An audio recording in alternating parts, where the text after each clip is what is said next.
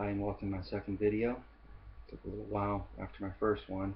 Relocation process took a little longer than I thought, but finally settled here in beautiful sunny Clearwater, Florida. And the subject for today is going to be entitled Get Out of Her, which any Bible student will tell you is from Revelation 17 and 18, where it says to get out of Babylon the Great, because that's false religion. And the witnesses are very good, and I know firsthand through myself and even those that I taught, as far as pointing out how all the other religions are tied to Babylon. But when you take that approach, you really have to have all your ducks in a row, because what if someone questions you, like, well, how do you know your beliefs don't go date back to there? Oh, no, Bible prophecy. For example, last night their meeting, I don't go to the meetings, but I do know what's going on. At least I have until recently. Just early this morning when I was doing this, and it cut out on me. Phone rang, and it was from an elder from my old congregation back in Pennsylvania, which I haven't heard of for a year and a half. Okay, didn't answer it, but I'm sure they're trying to figure out who this number is that keeps calling in and listening into what's going on at their meeting. Just to keep tabs. I like to see information, announcements, and so forth, and what's going on. And so they're probably going to change the code again. They changed it whenever I left. Yeah, little old me, and they changed the code for what do they have to hide? What's the big deal? But anyway, yeah, last night they had a video they showed that was from the mothership, the 8-man governing body, and it was all about 1914 and how to prove to people the significance of the year, and through Bible prophecy, Daniel chapter 4, and does this make sense? Does this make sense? And well, yes. Well, long story short, that's not where they get the year 1914. If they would look at the early years of their publications, they got the year 1914. Actually, in 1874, I think, then 1878 was going to be the time when God's kingdom was going to come. They all thought that they were going to go back to heaven and whatnot. And then 1878, and that was His invisible presence in 1878, and that came in, and then all of a sudden 1914. It came up the year 1914. But it was because of not Bible prophecy. They want you to believe it was from Daniel chapter 4 and the year 607, and chop down a tree, put the bands around it, and that brings you right up to year 1914. Taught that many times. I had talks on it, had charts that, as an ex-elder. It's not it. When you see pictures of Russell standing next to the Great Pyramid of Egypt, look a little closer, delve into it, and find out why. It's because he measured the inside of the pyramid and came up with those years. Had nothing to do with Bible prophecy. And anyway, even if it did, their years are wrong. 607 is not when it all happened, when they were toppled. No king, but the temple was rebuilt later on, so pure worship was established. They weren't really trodden down, but I guess they missed that one. But 607 was not the year; it's 587. So, but the point is, it goes back to Babylon. And when you find out where they were getting the funding, if you want to know something, they're the skinny on things, or get the skinny on things, follow the money trail. It wasn't, the Watchtower wasn't butthead in its early years because he sold a successful clothing business. It was funded, and it was proven in court by B'nai B'rith, which was really the Rothschilds, the Rockefellers, that whole group, the power people. And they are the elite, the Bilderbergers, Bohemian Grove, how far you want to go with it, the Federal Reserve. All these things are all interconnected, and it's the same group of people. They've been behind everything. But it's interesting, if you do go to the scriptures at Revelation where it talks about Babylon the Great, it's a pretty apt description, especially with this group involved. It says, the name written on her forehead is a mystery, Babylon the Great. Mystery. Interesting. Keep that in mind, because they don't want anyone to know who they are. The mother of the harlots and of the abominations of the earth. So when it says it's the mother of the harlots, it's not a harlot, the harlot. It's the mother of the harlots. So these harlots are like little tentacles that spread out. It's all the different religions, and they all have the same source, going way back to Babylon, Egypt. Egypt was huge, and it's the Masons actually that were responsible for the building of it. And like, where did they get all this knowledge to be able to do all those amazing things with the pyramids? Well, pretty simple. Well, not simple, but if you go back even before Babylon, the watchers, the angels who were supposed to be watching mankind, helping them get the most out of, to understand how to use the earth to benefit themselves, and how all the amazing things it could do, that they would have had to find out by themselves. Well, they sort of got interrupted because they saw the women, and they took on wives for themselves. It just sort of messed everything up on that end of things. The flood didn't wipe out everything, because a lot of things were recorded, through the rocks and different things. But what about the Nephilim, the hybrid offspring? The physical bodies died, but what about their spiritual bodies? The flood did not. See, they were a hybrid. So what happened to them?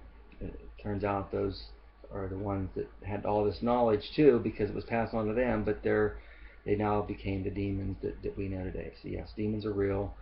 The Watchtower does have that right, but they don't have any idea exactly where they came from, the whole incidents there. But they're working with this group and know the power behind this group, and why this group has been able to control the world, because it's all fulfillment of Bible prophecy. You have the harlot, with all the different religions riding the wild beast, which are the governments, but we know the beast turns on the harlot later on. So the beast is really the power structure. Here is just using religion to sort of control people, just the way it uses so many different other avenues to do that. It said that it was drunk with the blood of the saints and the witnesses of Jesus. So not only ties to Babylon, but when they try and take worship away from Jesus, being the deity that he is, he came to explain the Father.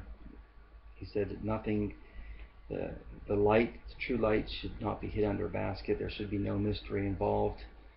It should be open to everybody. But he made it a point to denounce those who were even part of this group back then, and that showed up in 2 Thessalonians, the second chapter. I think Paul was talking about 2 Thessalonians, the second chapter, around verse 7. He said the mystery of this lawlessness is already at work. So it was going on even back in Jesus' time. Before that, Babylon the Great. But it's a mystery because they kept themselves hidden. But they're not like the scared little Wizard of Oz, who when you pull the curtain away is shivering there and wants to pull the curtain back over. No, they're very arrogant. And when we look at Bible prophecy and see that the room that they're given, you understand why. They know that they're allowed to do so much, but they're only allowed to go so far. What they're trying to do, from Daniel, the 7th chapter, verses 20, just to save time, verses 23 through around 25,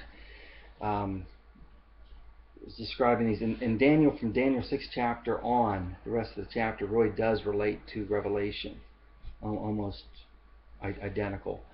But it's talking about this group who worships Satan, or Lucifer, is trying to change times and seasons. So they're trying to bring about these things in their timetable to show that they have more power than God does, because God has a set time for everything to be able to take place.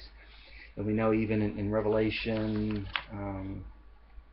Revelation chapter 7, verse 1, it says, "After this I saw 4 angels standing at the 4 corners of the earth, holding back the 4 winds of the earth, to prevent any wind from blowing on the land or on the sea or in any tree."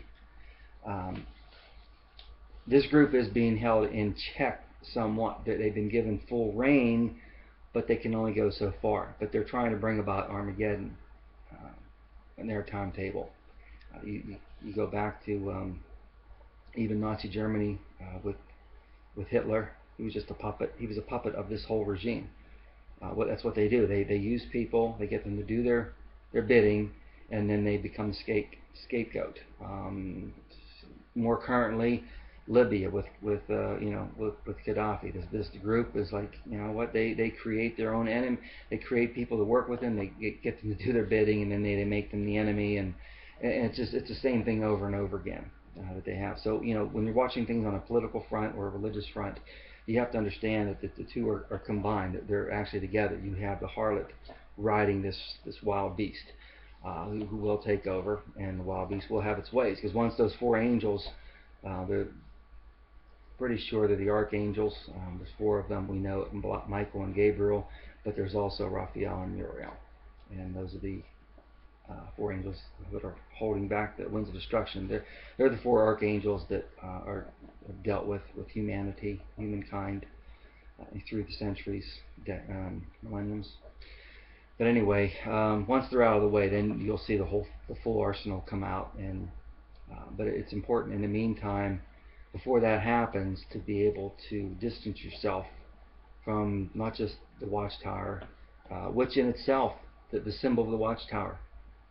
All you have to do is just do a little bit of research, and you find out that this group, the Freemasons, which this whole New World Order, they want their world religion to be Masonic, Freemason, because it's all dealing with the occult and the worship of Lucifer. Their Lucifer is their Christ. Christ is actually the angel of darkness to them. It's all very twisted, but that's what they want to do. They want to establish this Freemasonry, and the way they do it, they don't care even if the little bits and pieces. They don't care if anyone's. They want, their goal really is to depopulate, to get everyone sort of under control. Which is why they're going to just unleash so many different things to be able to eliminate the majority of the population. So knowing the enemy, knowing their game plan, it does give Christian the advantage to see it coming, because we know the Bible talks about that time that the men will become faint out of fear and expectations of the things that are happening. And we see so many things. When you look back, even the Ebola scare. Now, you go back, remember the AIDS scare, so many different things. Anthrax.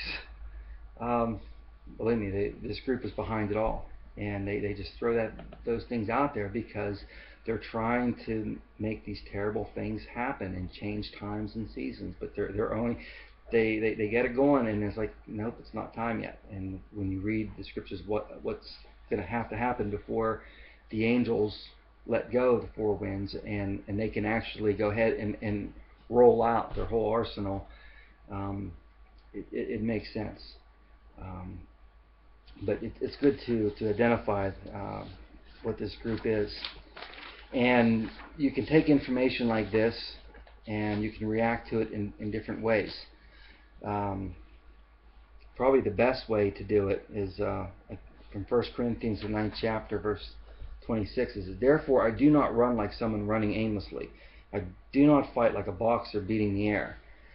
And for the witnesses, and for me for 37 years, I thought I was in this battle helping people get out of Babylon the Great. My blows were totally striking the air. It was all that effort for nothing. You really find out, what the good news of the kingdom is all about, how it's going to be presented. But you really go to Proverbs 2nd chapter, and you find out you can do it on your own. You will understand the knowledge and wisdom and understanding of God yourself. You don't need this elitist group. And I think that'll be maybe a subject for the next time as well, is you have to question the whole structure of religion, because any elitist group that is going to say you can't understand the Bible without me understanding it, what they're saying is, oh, I'm inspired. So it takes an inspired person to understand another inspired person, which is totally ridiculous, which is like, for the witnesses, it's what the governing body is saying. So the term is called Gnostic, Gnostic, and keeping with my time's running out here, so hopefully that'll be the subject for the next time, talking about these Gnostic religions and certainly what to stay away from. So I appreciate your time, and take care, and God bless.